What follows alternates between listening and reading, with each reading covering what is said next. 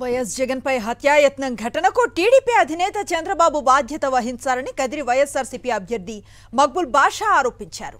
కదిరి నియోజకవర్గం తలుపల మండలం లక్కసముద్రం, కుర్లి, బట్రేపల్లి గ్రామాల్లో మక్బుల్ బాషా ఎన్నికల ప్రచారం నిర్వహించారు. టీడీపీ కూటమికి ఓటమి భయం పట్టుకుందని, అందుకే కుట్ర రాజకీయాలు చేస్తోందని మండిపడ్డారు. ఎన్ని కుట్రలు చేసినా వచ్చే ఎన్నికల్లో వైఎస్ఆర్సీపీదే విజయం అంటున్న మక్బుల్ బాషాతో మా correspondent Siva Reddy face to face.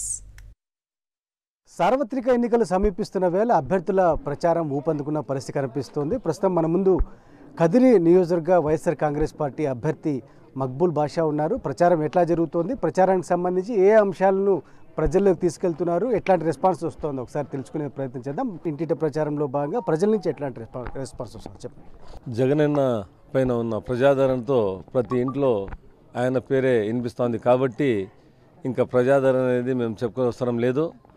ప్రతి ఇంట్లో పెన్షన్ను, పిల్లలు అయితే విద్యా దీవెన, వసతి దీవెన గురించి మాట్లాడుతున్నారు. మా ఫస్ట్ ఓట్ జగనన్న కానీ ప్రతి ఒక్క చోటు చెప్తున్నారు కాబట్టి రెస్పాన్స్ అనేది చాలా బాగుంది. వచ్చే ఎన్నికల్లో తప్పకుండా వైఎస్ఆర్సీపీ పార్టీ కదిరి నియోజకవర్గంలో కూడా గెలుస్తుంది. అలాగే రాష్ట్రంలో కూడా అన్ని సీట్లు గెలుచుకుని మళ్ళీ ముఖ్యమంత్రి జగనన్న అవుతారు. మిమ్మల్ని గెలిపిస్తే ప్రజలకు అందుబాటులో ఉంటా, సమస్యలు తీరుస్తానని చెప్పి హామీ ఇచ్చుకుంటూ వెళ్తున్నారా? నేను వచ్చి లోకల్, నేను అందుబాటులో ఎప్పుడూ ఉంటాను.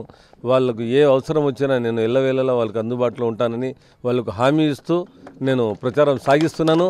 దానికి వాళ్ళు చాలా బాగా స్పందిస్తున్నారు. ముఖ్యమంత్రి వైఎస్ జగన్మోహన్ రెడ్డిపై అటెంప్ట్ మర్డర్ అంటే విజయవాడలో చూశారు కదా మీరు, ఎట్లాంటి అటాక్ జరిగిందో, ఆ హత్యాయత్నం ఘటన ఏ విధంగా చూస్తారు? ప్రతిపక్షాలు ఓర్వలేక, ఆయన ప్రజాదరణ చూసి ఓర్వలేక వాళ్ళు ఈ హత్యాయత్నం చేయించినారు. దానికి ప్రజలు చాలా స్పందిస్తున్నారు. వాళ్ళు తప్పకుండా వాళ్ళు ఓటు ద్వారా దీనికి సమాధానం ఇస్తారు. ఎందుకంటే జగనన్న లాంటి ముఖ్యమంత్రి ఈ దేశంలో ఎక్కడా లేరు.